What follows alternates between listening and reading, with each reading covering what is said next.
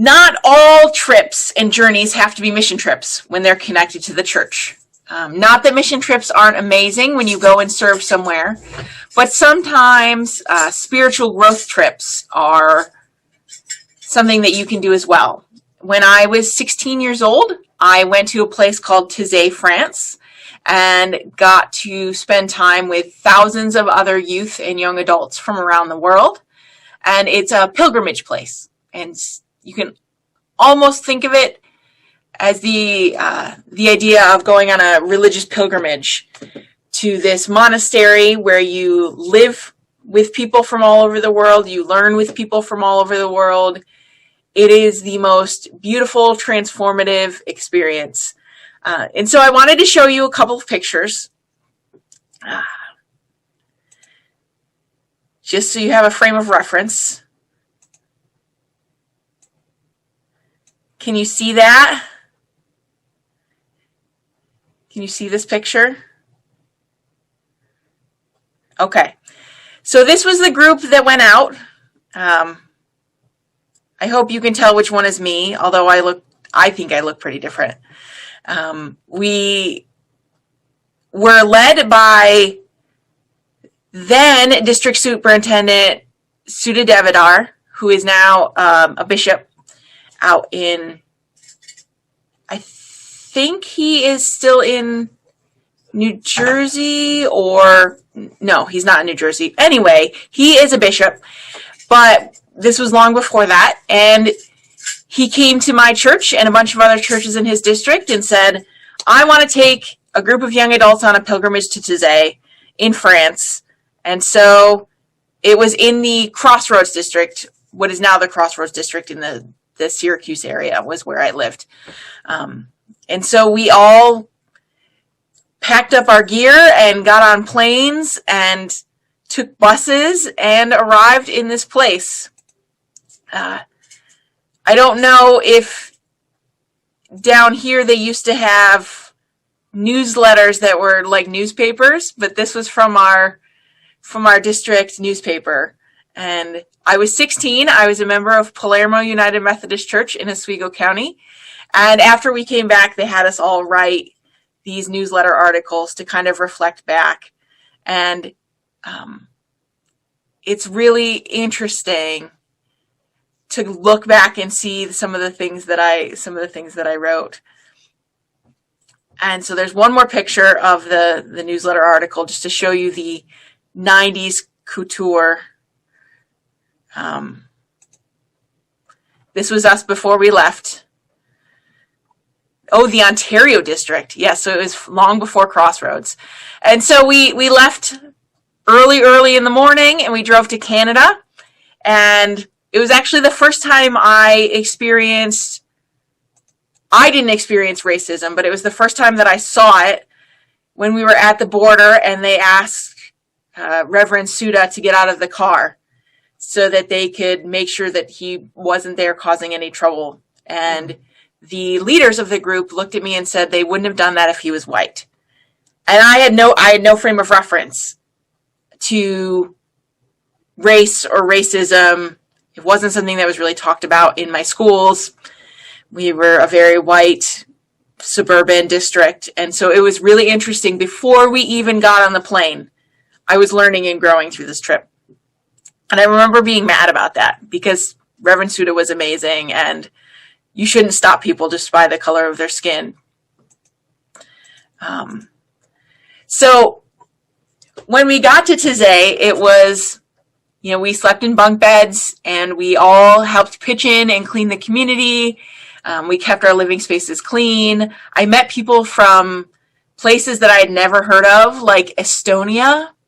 And I remember food lines where you had to wait for lunch. Breakfast, lunch, and dinner was provided. And it would be like breakfast was a baguette and a piece of chocolate because it was France. And I remember going through the vegetarian lines for lunch and dinner because I did not like what their meats looked like. But when you're feeding 1,000 youth and young adults, they were pretty simple meals. The whole community was based on simplicity, on music, and on like the songs that we sang weren't always in English. And have any of you heard of Taize music. Mm-hmm. So Michelle uses it during Lent. Right. yes, It requires. Yeah. we've used it a few times at Hope at Central. Like Jesus Remember Me is a song that we sang during communion. It's beautiful. Taize focuses on short songs that are meditative, and so they're repeated over and over and over again. And so to get us started, I was going to show you, it's about a 4-minute video. I'm hoping that everyone will be able to see it. One of the 2 favorite songs that I will share with you today from Taize. And the YouTube video actually goes through and shows you the different worship spaces where you can see where the brothers would sit, because it is a monastery, so there are male brothers. They have sisters that they work with from other orders that come in and help with hospitality and things, but the brothers actually live on site. You can see the worship space that they're famous for, that I got to sit in. And so we're going to start with a song called Bless the Lord, My Soul. And once you start to get the feel for the words, you are welcome to sing along. I would suggest you keep it on mute, but take a look at the pictures and see what the community looks like. Jill's laughing. Yep, keep it on mute when you're singing. The idea is that the words are easy to pick up on, even if English isn't your first language. Sometimes the songs are in French. Sometimes the songs are in other languages. When you would walk into the worship space, there was a songbook that you would hold on to and read along with if you wanted to follow the songs, but you didn't need it. And so Bless the Lord is one of the songs that I remember from when I was there. This video is from 2009, so it was a couple years after I was there, but I thought I did a really good job of showing you what the community looks like. So I'm going to share my screen again.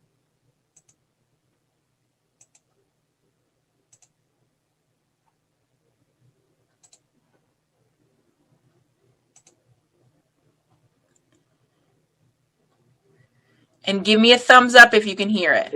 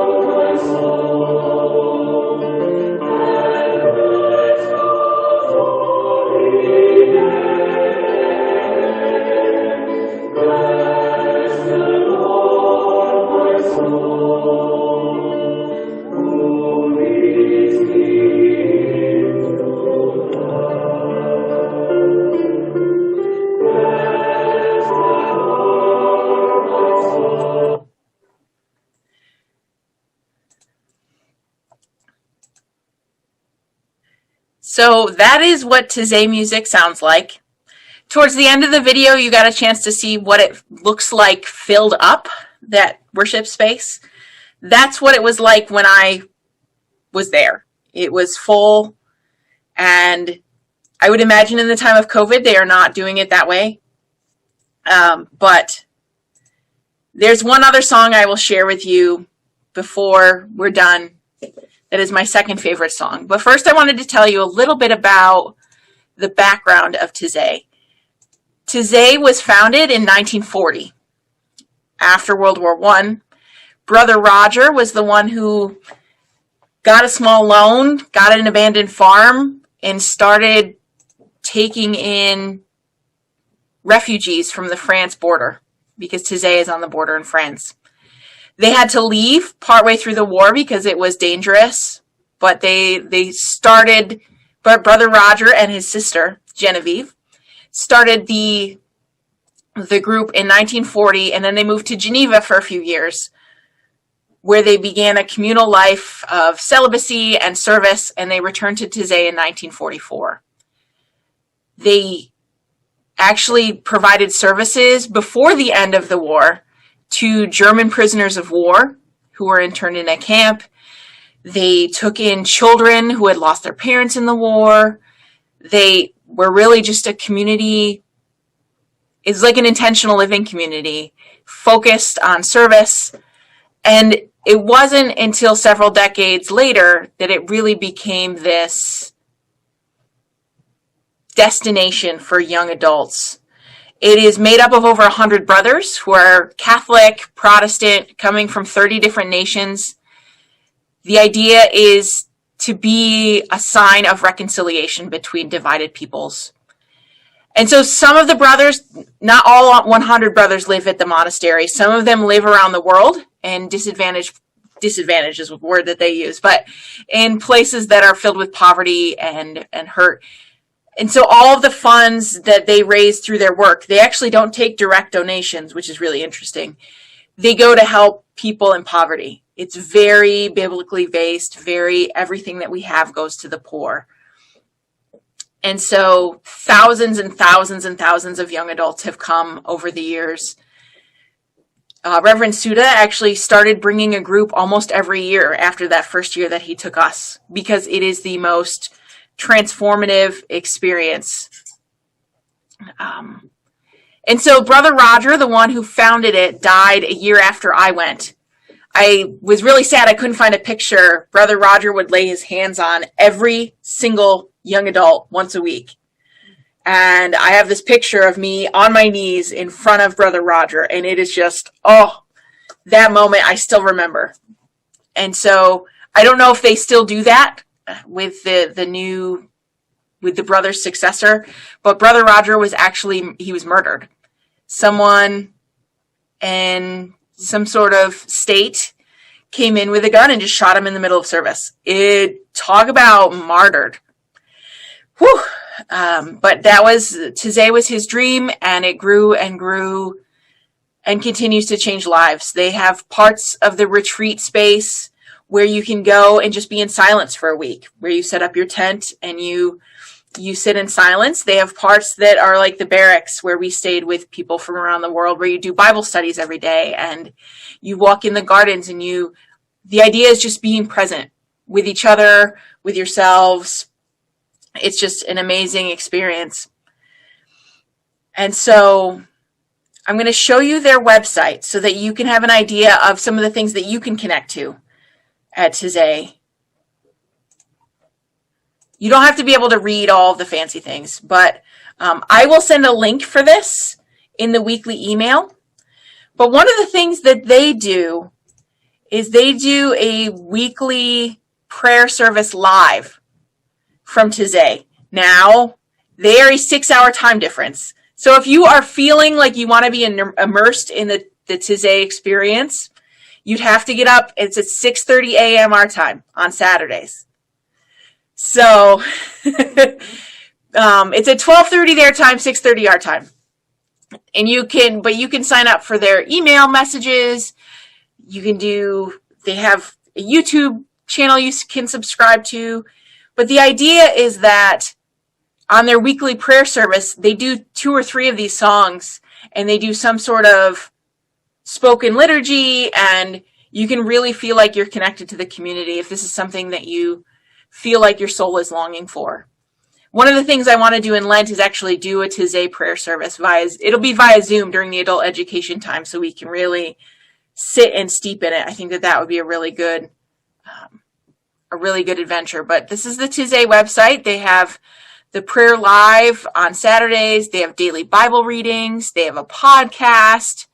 And then they have stuff about learning the songs. They have a songbook if you want to learn the guitar chords, all sorts of things.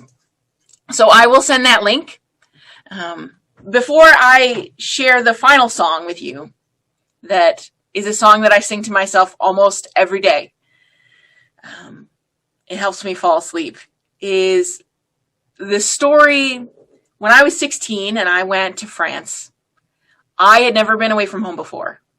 I was scared, and I remember being on their payphone. I would imagine that now they use cell phones, but I remember being on the payphone home, and I would just call mom at all times of the day because the 6-hour time difference, I didn't even care. I remember that there were a couple of weepy nights. You would think I was away for a month, but mission trips can do that.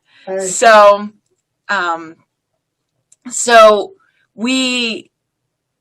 I sat on the floor in that big sanctuary that you saw. They are known for their sculptures and that orange light and the candlelight. That is exactly what it looks like. And that is the floor that I sat on, and that is the floor that thousands of people have sat on. You would walk into worship and grab a mat to sit on, and if you needed a cloak for your shoulders, because the rule was that your shoulders were covered. And I just went there at night, one night, because I was feeling homesick, and I asked God this very, very simple childhood request, and I said, God, I feel alone, I am scared, I don't like being away from home. Can you just give me a hug?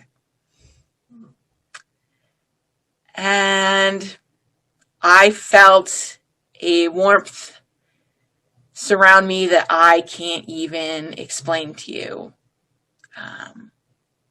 The 16-year-old me had no doubt from then on that God existed and that God loved me and that I was connected to something greater by having been to 𝑘𝑠 and by having traveled through that with my friends. And I shared that story with them kind of hesitantly. I even share it hesitantly now because, like, a 16-year-old asking God to hug her.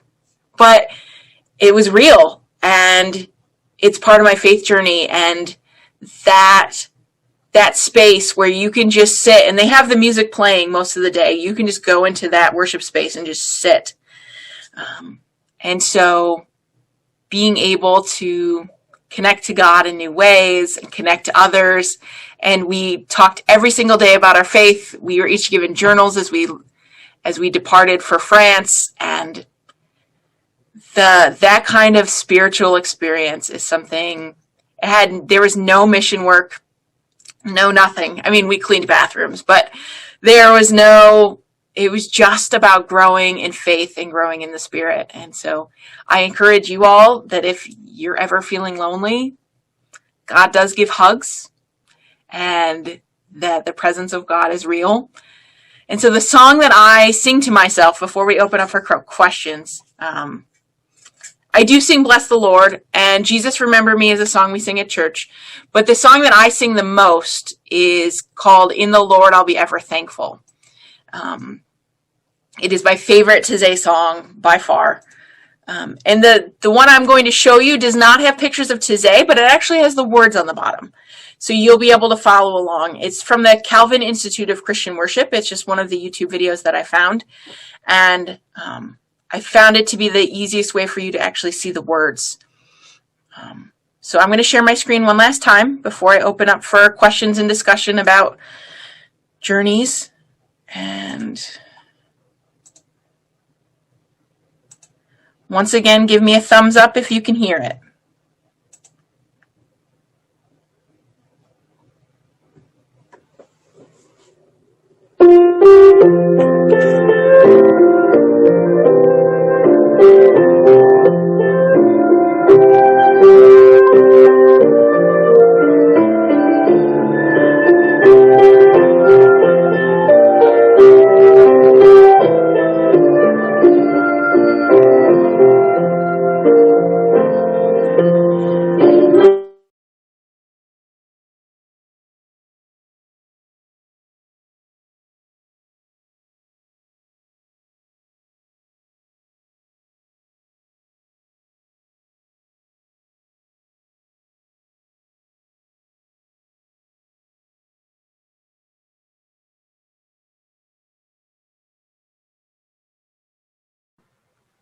We can't hear it. I think you muted, Laurel.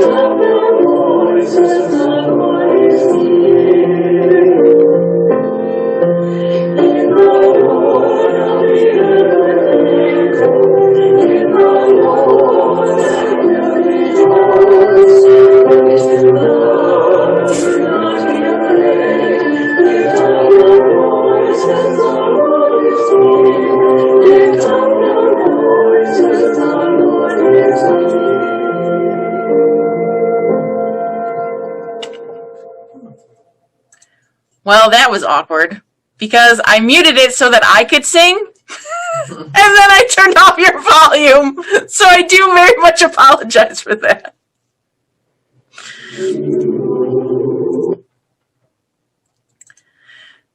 Well, thank you for speaking up, whoever it was. Laurel, we can't hear. Yep, that's real. So I wanted to open up the space for conversation. I told you about my journey and told you about the background of Taize and shared some music. I can certainly play the song we started with again if you'd like, but I wanted to talk about if there are any trips that you've taken that weren't mission related, or if you've heard of Taize, or if there are any songs that you've heard of. So I just want to open it up for conversation. Laurel, you mentioned that it's a lot of youth go. Did you find all ages of people? So it's mainly a young adult and youth retreat space. So they had their chaperones were there. And adults are welcome, but they normally come in the capacity as chaperones. Okay. You know what it reminded me of? I don't know if anybody in this group remembers, but there was a chapel room right upstairs in our church that, what was her name? Annette Snedeker started. And it was for the youth. And it was a beautiful sacred space. It just, we were on the floor. That's why I remember it. And I came by mistake. I didn't realize it was, you know, reaching out to young people. And so they got me a chair and pretended I was young, I guess. But what reminded me was that image of people on the floor with candles. It was very personal. We would talk quietly. There was music. We would pray. We would light candles to clear ourselves of worries and commit to some prayers and just share in this quiet, dark room, sitting on the floor on bean bags or whatever. And it just reminded me so much of this. I don't know why we couldn't do it again someday, like maybe next, like 2022, maybe, but. I'll just share bean bags to everyone, and we'll all sit on our own floors. I didn't realize Annette served here. Did she serve here? I don't know if she was official when she did that, but that was one of her first ventures. A new faith community process. Oh, great. It was before we got here. She was our Christian ed director for 2 years. I was the secretary at that point. Then she left and started a new church at that point. That I remember. Okay. I had a question, Laurel. You mentioned a person that was murdered. Why would anybody want to murder him? Well, that's a great question that I don't even think they know the answer to. They talk about some mental issues and access to firearms, and so there were definitely some other things at play. Oh. And it was, you can tell it was very scarring to the community that their founder was murdered, like in the middle of a worship service. Yeah. But it wasn't any sort of like larger violent threat. It was this one person who Oh, uh-huh. had some delusions, and I see. yeah. Okay. Years ago, I went for a week through the Elder Hostel program, which now I think is called Rhodes Scholar. But this was probably 20 years ago. I went to a place down on the Hudson run by Catholic priests. And I was there for a week, and we took 3 courses. And one day, well, no, let me say every day, from like 8 o'clock at night till 8 in the morning, there is no talking. Mm-hmm. But it was the most beautiful feeling to not have extraneous things around.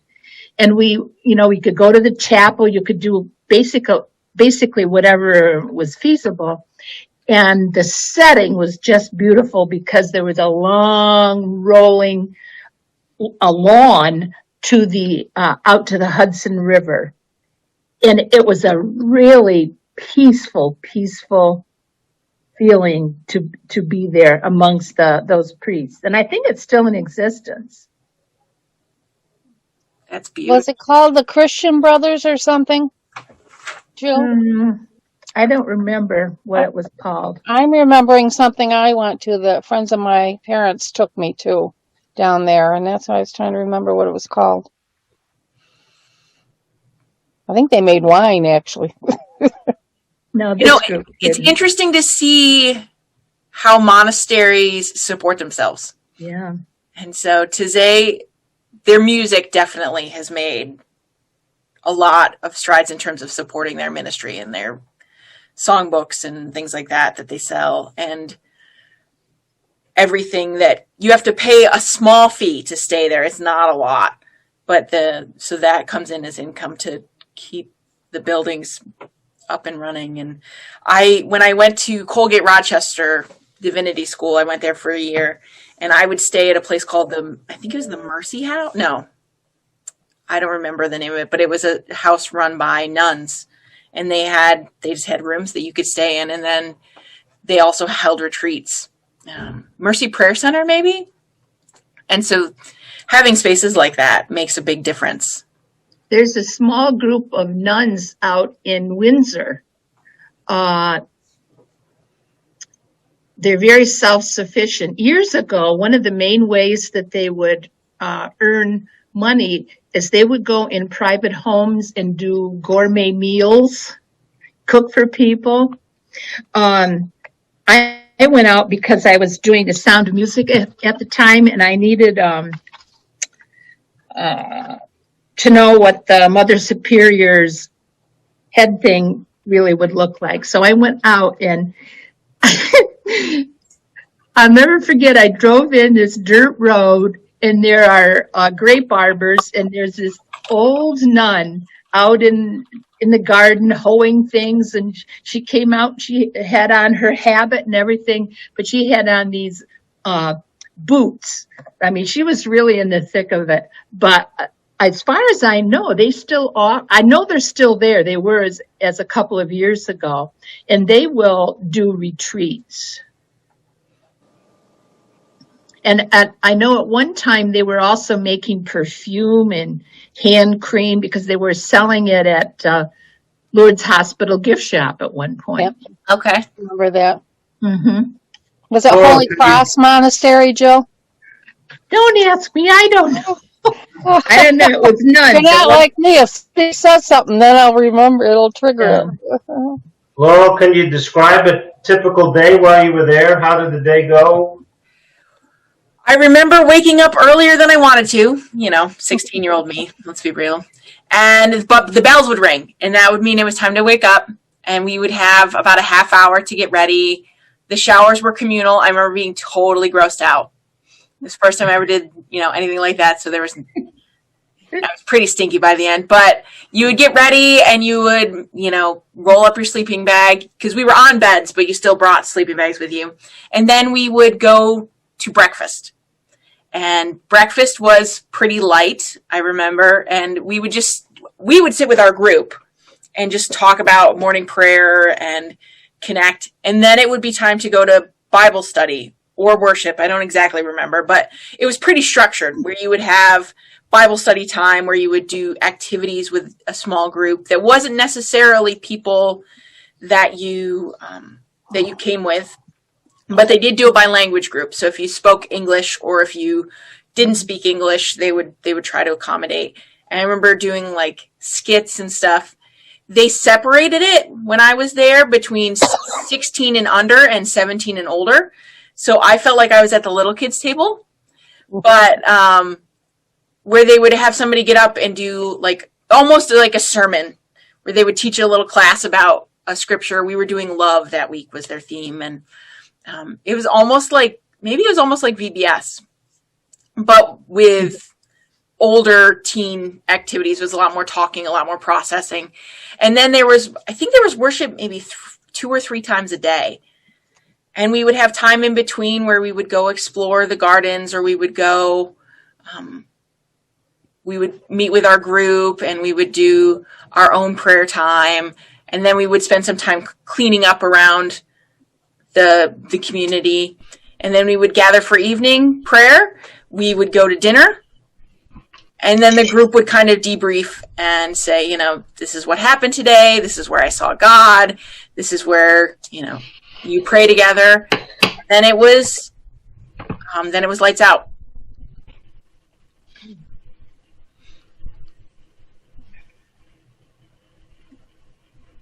Can you tell me a little bit more about the cloaks and why you covered your shoulders? I think it was more of a cultural thing, but I don't know if it was biblical or anything. But I do know that since we were with people from all around the world with all different customs, women were asked to cover their shoulders in the worship space. I don't remember if it was everyone or just women. And so it was they had cloaks available, like little shawls that you would just put on. I remember wearing the same like oversized button-down shirt that I brought every single day, because I have always been a tank top wearer. And so it was, I don't know if it was like, at camp where you have to wear a one-piece bathing suit, or I don't really remember. That's what I was wondering. Yeah. I was wondering if you had to be modest, or that was the reason, or I think that but it was only in the worship space. Like they didn't care in the rest of the community space. We weren't told to pack t-shirts, which is why I was not as well prepared as I wanted to be. Right. Interesting.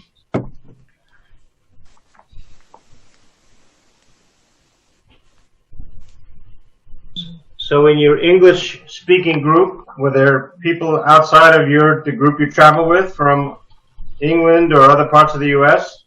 Absolutely. So the people we bunked with from Estonia spoke English. It was not their first language, but I would say 60 or 70% of the people spoke English as a second language that were not Americans. And so they had what looked like some sort of like Russian. I just remember because they had little bulletins that you would get. And there was one with Cyrillic alphabet and one with an English alphabet. And then they, of course, spoke French there.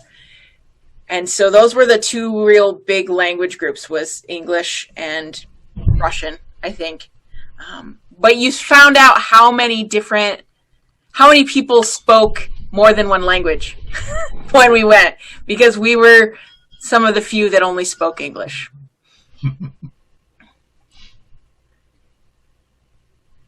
That was one of my favorite parts, was hearing how people got to Taize. Like we had to take 2 or 3 flights through Canada, and there were people like, we just got on the bus and we rode the bus to Taize, because they lived in Europe or lived on the Asian continent. And we got to meet people from all over the world. It is definitely a worldwide destination. Does the word Taize have a special meaning?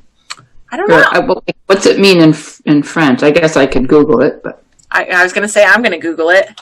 I took 7 years of French, but I don't know. I wonder if it's just the name of the. I think it just was the name of where they started. Yeah, I don't see anything about it being. The definition of 𝘼𝙎 is a style of worship and music developed at 𝘼𝙎. So I think 𝘼𝙎 was always just the name of the town, but I don't know if it has some sort of ancient meaning. Great question, though.